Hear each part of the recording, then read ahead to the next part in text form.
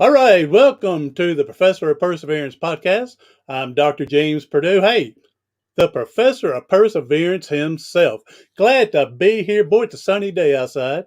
Had a little strange thing happen today. Went to go walk my dog, and when I came back, there's police out there in my neighborhood, cul-de-sac. My neighbors are talking, and found out someone just walked in my house today and walked out with a duffel bag. Nothing in it, just my duffel bag that I travel with. Huh. Well, huh. Huh. Well, who knows what's going on today? All I hope is, one, I hope to catch him and get him some help.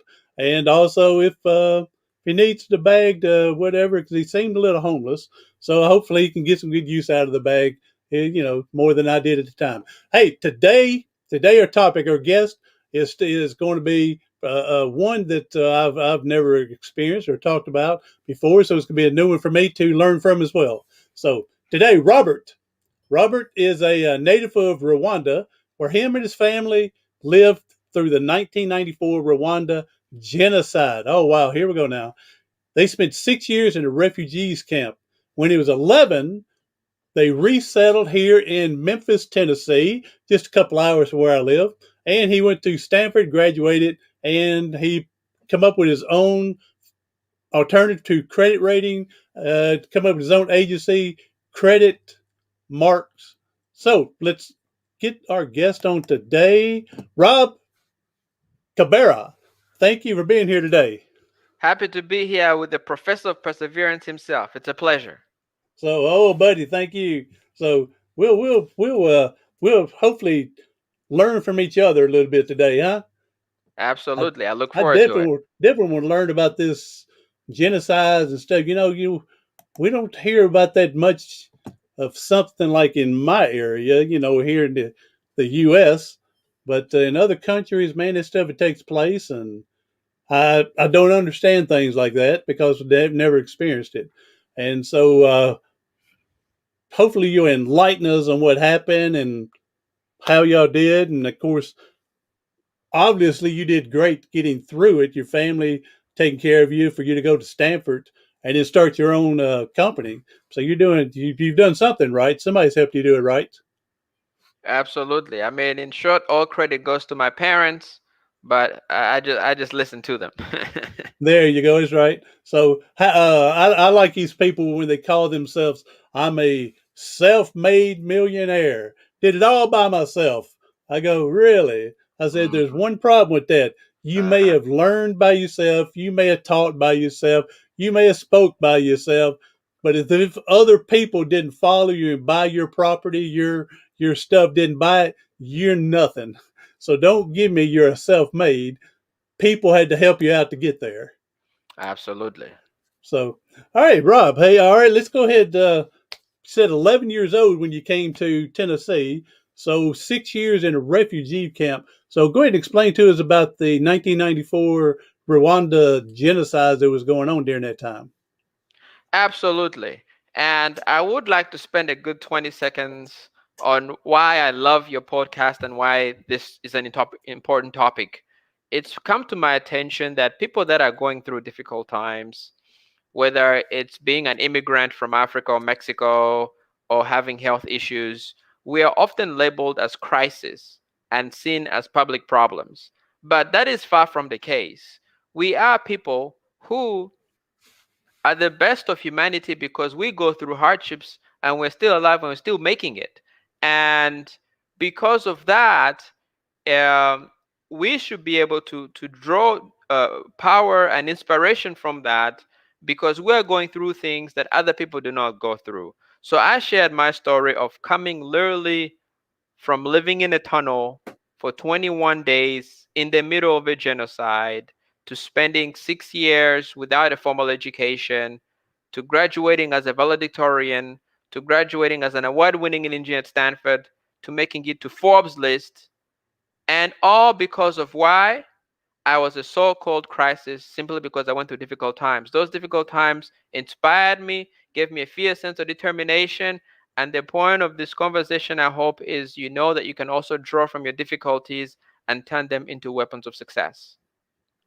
When you have learned that you've gone to battle with the evil adversity, difficulty, struggle, challenge, and then you come out on the other side of it, you've got to feel good about yourself, and you ought to use that experience to help other people in the long Absolutely. run. So, Absolutely. all right, Yes. let's But go ahead back and back get back into to the that Rwanda story. situation. Yes, sir. Yes. So Rwanda is a small country in East Africa. If you've ever known Professor Jane Goodall, she was a researcher that dealt with gorillas. Yes, There's a yes. famous documentary called Gorillas in the Mist. So when we were younger, Grandma would tell us of a crazy white woman playing with monkeys in the village. We thought Grandma was high or something. It There you turns go. out the gorillas actually from my parents' village. So the Silverbacks, that's where I'm from. It's a small country, very hilly, very lush, and like other African countries were colonized by the Belgians, and they sort of divided the country into two classes of people. And the genocide was basically about those two sides, the Hutu and the Tutsi fighting. Long story short, in a period of about 100 days, over 800,000 people were killed. Wow. And so that was sort of the genocide. And I'll spend a good like 30 seconds on my particular family story in it. I was 5.5 years old, living in the suburbs. It's a Wednesday evening, April 6, 1994. We are home having dinner. We hear three loud blasts in the distance, and suddenly there's gunfire, literally gunfire of nowhere. And the next morning, we hear that the president's plane had been shut down and everything was on lockdown. So all these militias are running on the streets with their clubs, making noise, looking to kill people. And we had some family friends of ours that were of the opposite tribe. So we brought them home for hiding. And my dad had dug a tunnel in the back of our house to keep his equipment. And so when the shooting and killing started in our house, we got a bag of beans, rice, some sugar, and yeah, went underground. There were 17 of us living in the tunnel. The youngest was a 3 weeks old baby. There was a woman who was pregnant, and we were in there for 22 days, whereby we ate the raw food to survive, and we basically were in there until the fighting had ended from our part of the neighborhood, and we came out. And by the time we came out of the tunnel, it was full of dead people. Dogs were used to eating dead people. They were now chasing live people. It was just a desolate place. And the militia in the neighborhood told us, we had to leave that area and go somewhere else. At the age of 6 years old, I remember walking a distance of like 75 miles by myself in the middle of Wow. dead bodies to come from the city to the refugee center. So that's a quick overview of the genocide and why it happened and sort of the things we had to go through during that event. That's amazing that, especially at a young age that you're talking about, that your mind just didn't get infested and corrupted, with the looking at all the dead bodies, knowing that war was going on. And here you are, trying to hide and survive from this. It's amazing that your mind just didn't go out and leave you somewhere. You know what I'm Abs- saying? Absolutely right. And my dad always jokes. He says, I was more of a man at the age of 6 than I am now at 32. There you go. Sort That's of right. sort of a joke, but part of what I look back remembering is, look, I remember walking on the roadside and seeing people my age, kids my age, fussing and making noise and crying, and I can see the distress in their parents' family. I said, look, I don't want to be like that person over there. I just gotta keep moving one foot in front of the other, right? So I think similar in life, no matter how young you are, you have a choice. Keep one foot in front of the other. If a 6 year old can do it, so can you. But at the same time, if you don't actually put forth the effort, then nothing is guaranteed. But what I'm saying is, if you can just keep getting one foot in front of the other, you can walk those 75 miles, whatever those 75 miles are for you. Yeah, it's amazing how resilient we are, especially children, for you to have the mindset, like you said, I'm not going to put the extra stress on my family, and having to grow up fast. I tell people my father died when I was 16, so I had Mm, to grow up fast at a 16-year-old. mm. Not it's hard to imagine at your age, having to grow up so fast for you to be mature enough to go. I'm not going to put the extra stress on my parents. So yeah, it's just remarkable, and then it goes back to your upbringing too. Mom and dad they taught you, you know, to roll with the punches, to get ready for the good stuff, get ready for the what's ahead of us. Yeah, absolutely. I mean, whatever I've achieved in life, I think the credit goes to my parents. Because if you look at the first 12 years of my life, it was very unstructured. No formal education, no childhood in the sense of recess, having neighbors. But they were there, they loved me, they gave me the guidance I needed. All I had to do was listen to them, and it turned out fantastic. Yeah, I've said before that, especially my dad, I said he loved me, boy, when I needed it, but he also busted my butt when I needed it. So he was there to help me stay in line. So and I veered off quite a bit, and he put me right back in line quick as he could. So Absolutely. so all right, now a lot of us, we go through stuff, challenges, a lot of small things that seem to irritate. Sometimes it irritates us more than the huge things. I guess because we know the huge thing is real serious. Okay, so what would you say about when going through a traumatic experience and everything? How to overcome these obstacles? Yes, absolutely. Traumatic experiences vary, right? For me, it was a genocide. For some people, it's accidents, it's abusive parents, it's war, right? A lot of soldiers suffer through PTSD. It is something that completely shocks you and changes your view of the world. That is the definition of a traumatic experience. Now, how do you overcome it? I spent a long time understanding and trying to define it. And there's a framework I have used and that actually works. And the first step to it is to be able to get perspective of what's going on.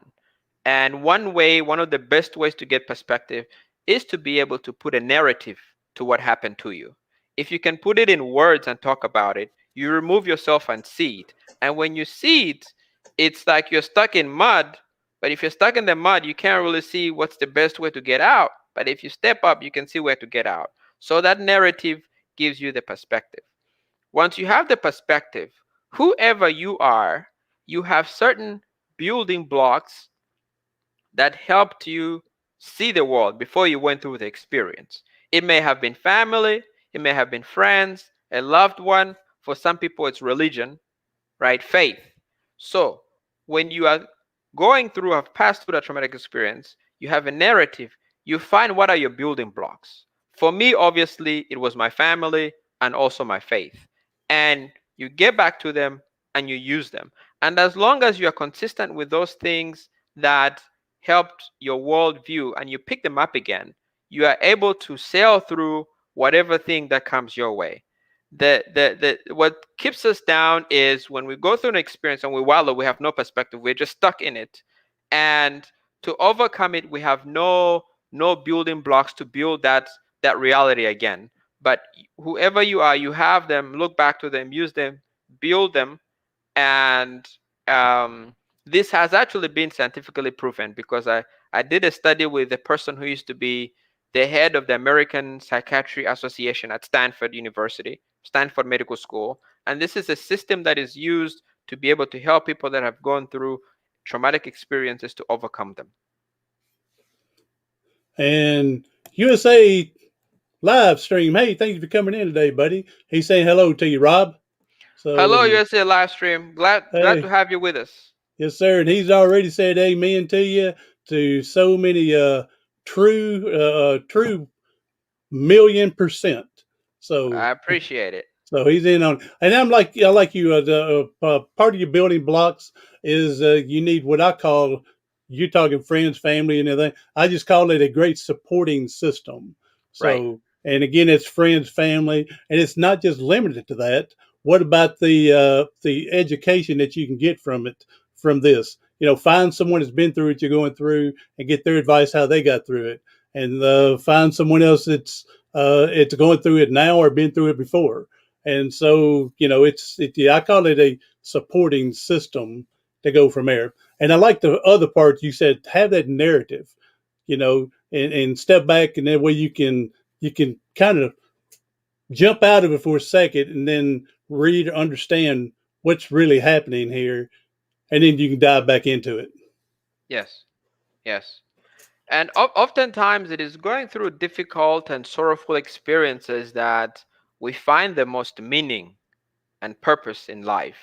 Uh, my profession now is software around the grid, but I found what I call quote unquote my true calling when I was 10 years old, living in a refugee camp in Botswana, trying to read a science book at night on a kerosene lamp, and the wind keeps blowing the lamp out, and I'm frustrated by it because if I don't do well in school, my self-esteem goes down.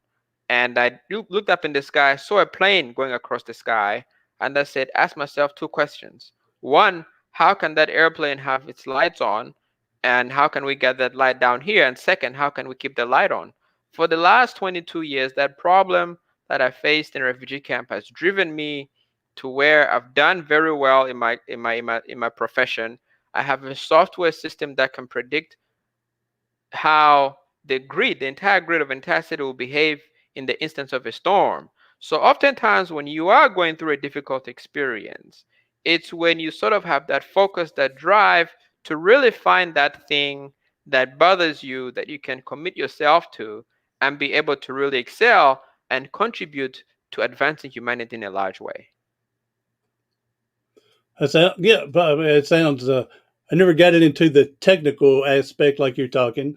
Yeah, so we just talk about find something to keep us motivated, inspired, Yeah, to keep going, and whatever it may be. So yeah, now let's say now we've figured out what this challenge is, this obstacle, this dramatic experience, and now we've busted. We wore it out. We're moving ahead. We won this challenge. Now, what's to keep us from falling back? To back into the whole hole, back into the why me or anything. What keeps us to keep going forward? What do you think? absolutely right. If there's a word they use in the English language, and I love languages. English is my seventh language. Work life Wow. balancing. Balancing. The important thing is the ing. You never get there. You gotta keep it going. So like anything else in life, if you don't keep working, you sort of regress to where you came from.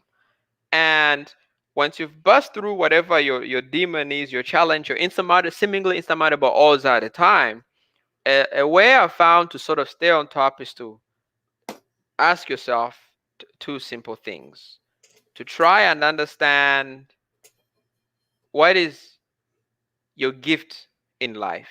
We all have gifts, we're created unique. And your gift is simply that thing that you do very well, better than anybody else.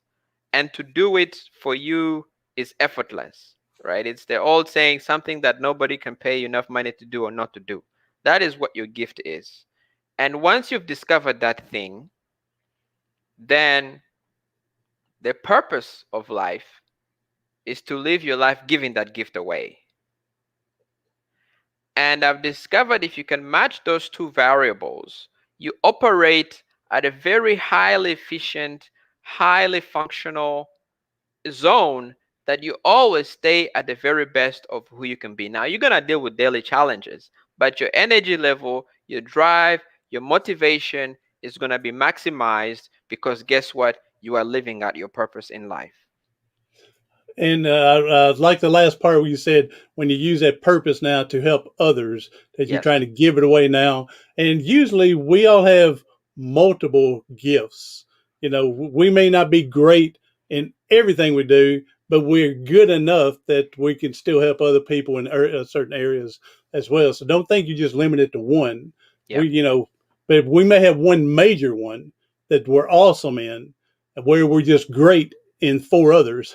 You know what I'm saying? Yeah. So we're still still have multiple. Now, I like this one word you use. I haven't used it a lot, and I may steal it from you now and my stuff. But I always talk about challenges, struggling, you know, difficulties, overcoming adversities. But then you use this one word. I've used it before, especially my brother, that demons.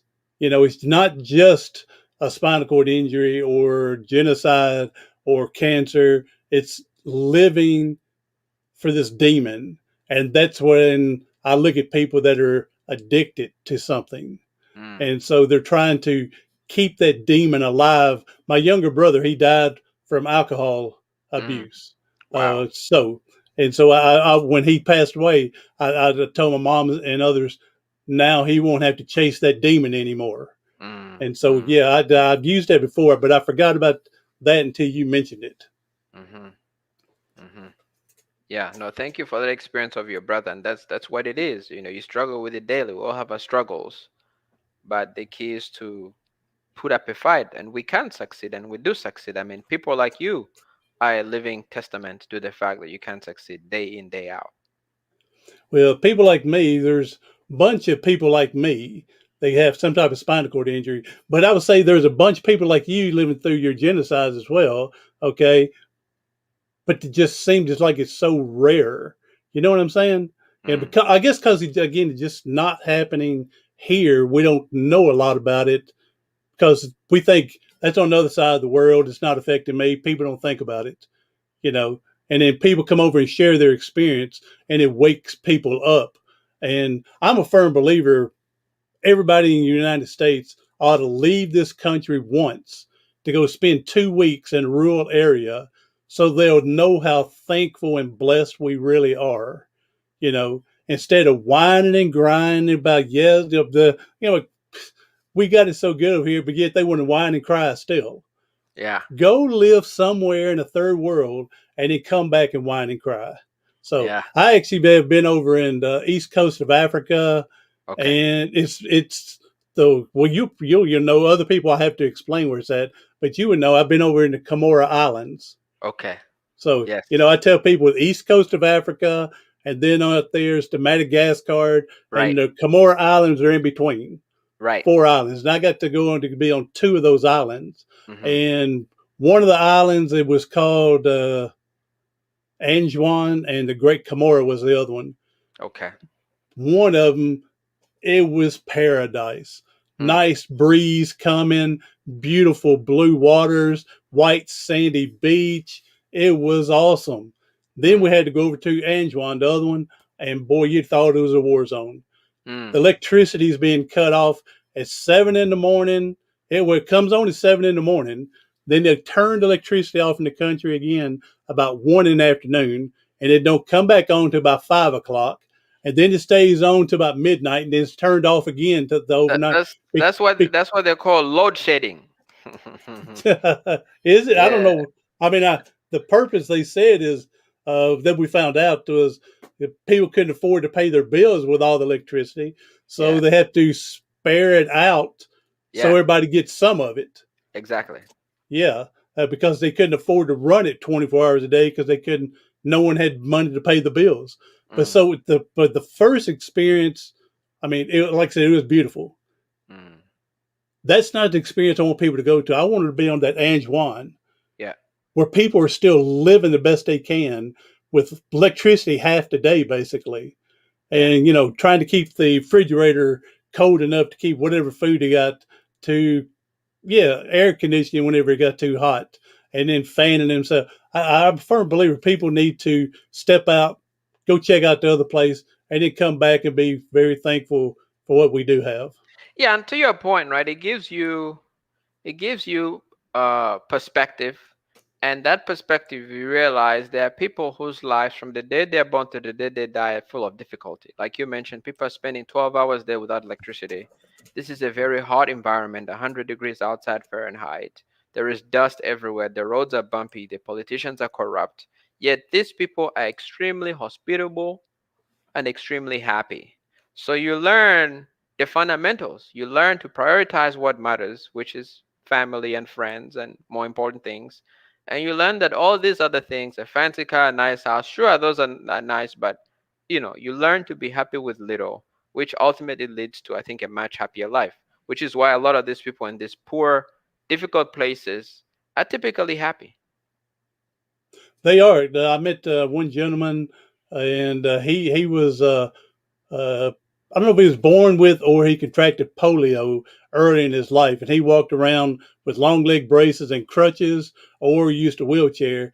But these people were as happy as can be, and I'm glad that I wasn't just sent to be on the paradise, Mm, because then I wouldn't have known the difference.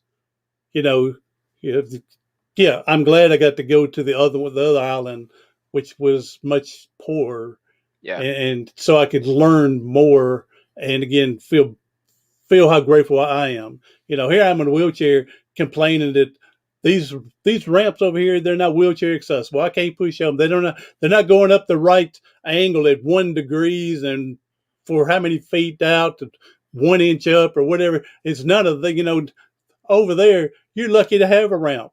you exactly. know. And so, yeah, so it made me come back with a different perspective as well. I'm So glad to hear it. now, explain to us going through and how long was this tunnel that y'all were in, and how big was it basically? Y'all able to stand up pretty comfortably. Of course, being a young child, you probably could, but did adults have to bend down and walk? About how long was it? Yeah, Cold, hot? absolutely. So Rwanda is a quite a it's on the equator, so the tunnel itself was sort of average temperature, and this was the summertime, so it was on the hot side of things. Um, the tunnel was about, I want to say, 6 meters in, Hmm. which you have to forget. I don't know what it is in feet, unfortunately. Yeah, Uh, I tried to compare to make it easier. yeah, When you say let let 1 yeah, meter stick is a little bit bigger than a yardstick in America. It's not that much okay, difference. So okay, three feet is 1 yardstick, which is roughly 1 meter stick. So you're talking six, though it's about 12 feet. absolutely, yeah, about 12 feet, yes, Right, and that's a rough guess. yes, that's a rough estimate. And how long it was, sort of an L shape, so it went in and then it went across, and the L shape was about the size of the length of two beds back to back, right? So it's 17 people in there, and we'd mostly, no light, nothing. We had water. We'd soak the rice for a couple of hours and sprinkle a bit of sugar in there for energy and eat 2 teaspoons a day. We had very little. The water we had was only used for drinking, and eventually we ran out of the rice and the sugar and only had to drink water, and that was very difficult. But the way we sort of got through that experience was, a lot of the people in that tunnel were very religious, and so we'd give each other encouraging scriptures and encouraging stories, right? Not so much. It was less. A lot of survivor stories you hear are individualistic, but actually your chances of survival are much better if you stick together as a group and you say good things, you encourage one another. And I mean, it was hard, but we got through it all right. Yeah, a lot of the sports teams, you got to win as a team, not individually. You veer off in a team setting, you may not do as well. So, Yeah, yeah, and the narrative of resilience and perseverance is often one of the personality, and I want to emphasize that the group dynamic is far stronger, far better, whether you are going through the experience as a group or it's the support system you have to help you go through the group. I think that is a much better situation to go through something difficult than to go through it alone. I think a lot of people have this perception: I'm solitary, I'm solo, I'm going to go through this alone and come back better. But having gone through a very difficult set of 3 weeks, it was much better because we were there as a group of people supporting each other and encouraging one another. And I keep referring back to everything athletically because I played sports. Okay. Even your people that play golf individually, an individual swimmer, individual tennis player, individual bowler, I don't care. You have a supporting staff to help you. You have your coach, you have your strength coach, you have your conditioning coach, you have your coach that watch your swing to help to make it better. You Yeah, and nowadays they all have their sports psychologists to keep their mindset right. And so absolutely. so even though they're doing it by themselves competing, they had that supporting cast to help them go. So hey, Rose, thank you. Yes, it has been a long time. Glad to see you're here as well. And she'll, thank you, Rose. She says she likes the topic. So this is Rob. I want you to meet the Rob, and he's sharing his story with the genocide in Rwanda in Rose, 1994 and welcome coming here. welcome to the show. Nice to meet you. So, all right, now, again, we stepped on the topic about trying to focus and stay ahead of the game and not reverting back. But that takes a lot of resiliency, doesn't it? I mean, how did you build your resiliency, and then how do you maintain it? Yeah, absolutely. I think, the resiliency is from taking time to look at who you are as an individual, and as I mentioned earlier, what your gifts are. You can't do everything. I mean, coming here as a to the US as an 11-year-old, hardly speak English, don't have the nicest clothes. People make fun of you, but I discovered early on that, yeah, they're cool and all that, but if it comes to science and sociology and math, I'm quite good at it. So, my focus was, let me find these things I'm good at and let me make them better. I think that to take time, self-aware. I guess if I could summarize it in two words, self-aware. Hmm. Take Yeah. time, reflect, be self-aware, and build on those strengths, and spend time building on those strengths, and look for opportunities to share those strengths with other people. And that positive energy you get either by helping someone else or the fulfillment you get from helping other people is what's going to reinforce you to propel you forward. There's a good reason the good book says it's better to give than to receive, right? Now And I have a little argument on that one. Okay, because okay, no, come it's come not an come with it. argument. There's Come not with an it. argument, but it's my what do you want to call it? My not interpretation, but it's my I don't know way of viewing things. My way of goofing things around. Oh, the way it up, the goof things up, I guess. So people, the good book does say it's better to give than receive, right? Okay, so that means if I'm giving, you've got to be a receiver. But if I'm giving, I'm not receiving. You know what I'm saying? Yeah, So I think it's got to be a two-way street. absolutely. You've got to It's gotta you've got to reinforce. be able to Yes, you've got to be able to give to help other people, but they've got to be humble enough to receive and take. Now, absolutely. I think, hopefully, one day they're going to be able to give to someone to help them. Hopefully, yeah, you know as well as I do. There's plenty of people that are taker. Hey, give me. You know, so we're not talking about them. They're outside in their own thing.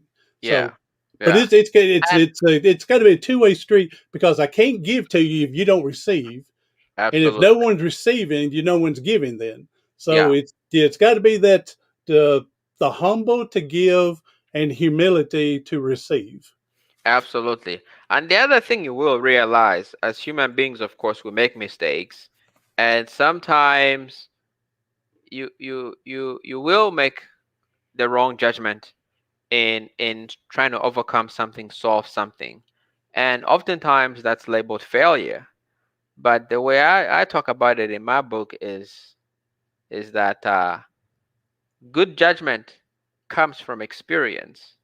Experience comes from bad judgment. So, feel free to be kind to yourself if you make a mistake or two when trying to overcome something, because hey, guess what? You have that experience, and hopefully you have better judgment next time. And you just walked into me to promote my book and my mini course. So both of them just came out 2 weeks ago. The book and the mini course title, Your past doesn't have a future, but you do. Create your future today. So you go to my website, professorofperseverance.com, and you can go ahead and sign up for the free mini course. And while you're in there, you'll get a copy of the ebook, PDF of the book. So you can go through it. And part of it is what you just mentioned here. I talk about we goof up, we do stupid things, we're young, we're dumb, and even when we get older and wiser, we still make mistakes. We're taught by the Bible and by our people, forgive others. Also, we must forgive ourselves for making those bad judgments and Hmm. move forward instead of Hmm. holding on to the mistake that put us where we were. Absolutely. So, Yeah. all right, Rob. Hey, thank you for being here, man. This is awesome, man. So I appreciate you sharing your story and stuff. Tell the people I saw was did mention it earlier, but I was saving it for you that Forbes picked you in the under 30 in 2018. Abs- Forbes. Absolutely, yeah. So Forbes magazine, the famous Forbes magazine that you hear about in rap songs and whatnot, every year they pick 30 people in specific professions. And so I made the Forbes 30 list back in 2018 for none other than the energy sector. That gift of mine that I discovered 22 years ago in refugee camps that have spent the last 22 years trying to give away to bring more light, electricity to other people. That's awesome, man. That's all. Um, now I meant to bring this up earlier, and you just brought it to my awareness again, and I'm glad you did. So you said you went what 5 6 years with no education. Hmm. Whatever mom and dad may have gave you something to read or talk to you, try to explain, but no formal education. Yes. And then when you came over here and you started school, now your mind has got to be so happy that you're finally going to get to bloom and flourish the way you want and everything like that. How frustrating is it when you see, I'm not pinpointing any ethnicity or any, but how frustrating can it be when you see some of these students that don't take advantage of their education? They're so worried about everything else, and then they're making D's and F's and barely getting a C, and they're, I don't want to say wasted opportunity, but they're not taking advantage of what they could be. Yeah, so I have 12 nieces and nephews, and I'm gonna speak as if I'm talking to one of them because I try and mentor them. They're born and raised in the US. Their parents are fairly well off. My siblings work hard living in suburbia in 5-bedroom, nice neighborhoods. And these kids don't know how far we came from. So I told my nephew, I said, how do what do you want to do in school? The boy said, oh, I want to do well. I want to be top 10. I said, he's 12 years old. I said, so what are you doing towards it? He said, oh, I go to school. I said, what about when you're not in school? I said, oh, I spend 8 hours playing Lord of Warcraft or some video game. So I told him, I said, okay, that's good. You're playing video games. Now, if you're spending your whole time playing video games, what do you think the outcome's going to be? Do you think that I mean, the stereotype is Asian or Indian kids are smarter. Do you think they're playing Lord of Warcraft? Said no. I said that's exactly it. So I said, look, where you spend your time is where you're gonna get the results. I remember when I first came here, age 12 years old. I've never owned a television my whole life, and it started from that first experience. My classmates knew about all the cartoon characters, all the celebrities, all the gossip, but had no idea what the homework was. So I knew then and there what not to do. You know, you talk about you want to go to Harvard and Stanford, but you don't even know what the homework is. So that's what I try and tell my nieces and nephews. Look, you want to do well, spend an hour or two, study well, study ahead, and if you whatever you spend your time is where you'll get your results. If you spend time playing basketball, you'll be good at it. You spend time studying, you'll be good at it. You spend time playing the video games, you'll be good at it. And guess what? This boy is now calling me to brag, talk about he's doing well in school. doing exactly what I told him. So it's frustrating, yes, to see the kids yet sort of misuse it, but everybody grows up wanting to be successful. And I think really what shocks me is the illogic in their actions and intent. If you want to do well and you do nothing, you end up with nothing. You end up, especially for minorities, we blame the system. No, we should have been studying all along. That's what helps you.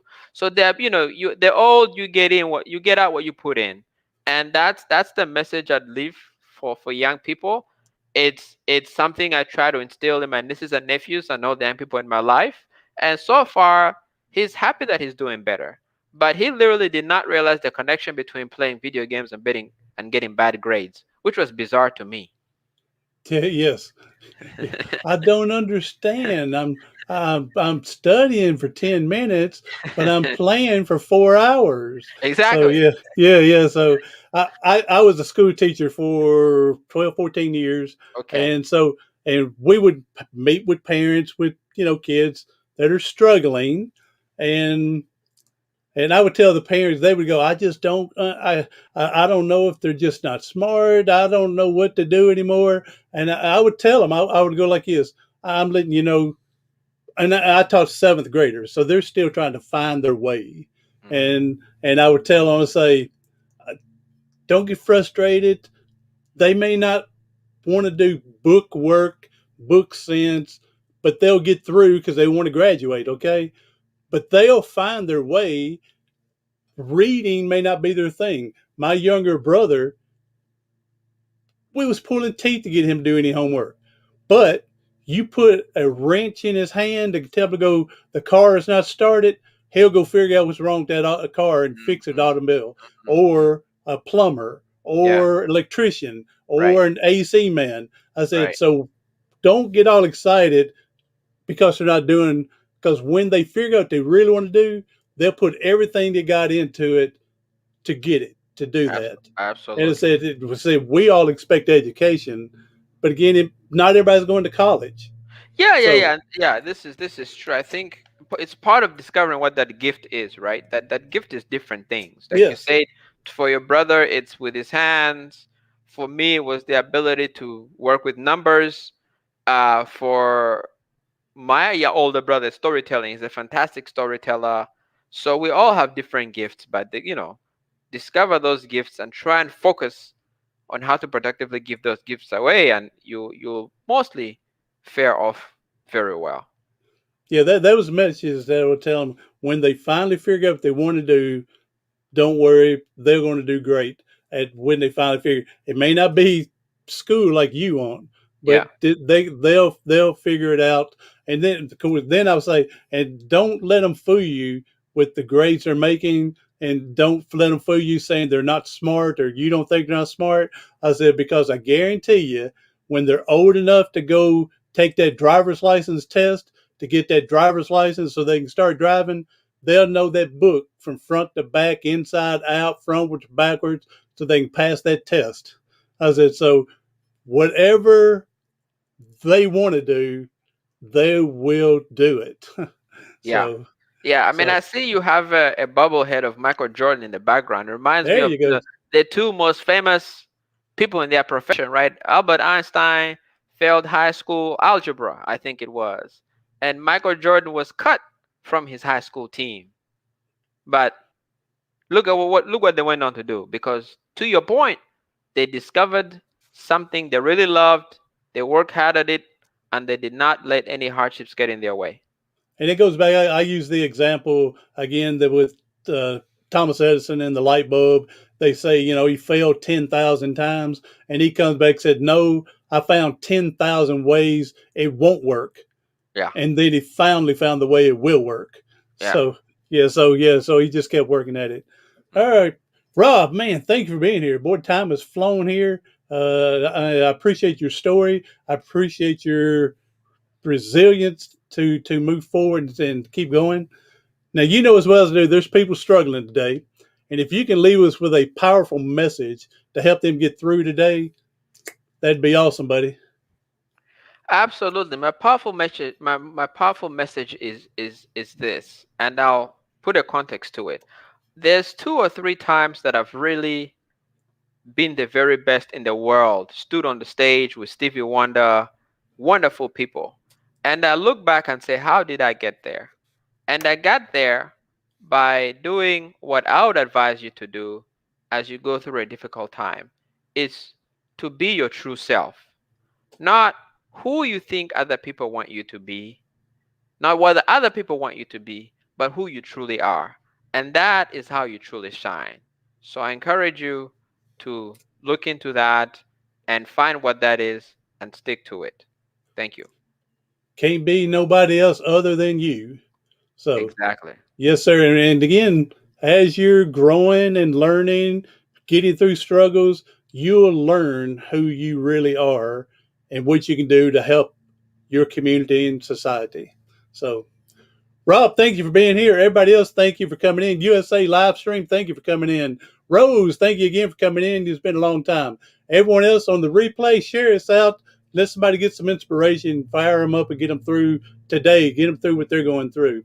Everyone else, do something today, tomorrow, something next week that's going to help you persevere past your paralysis.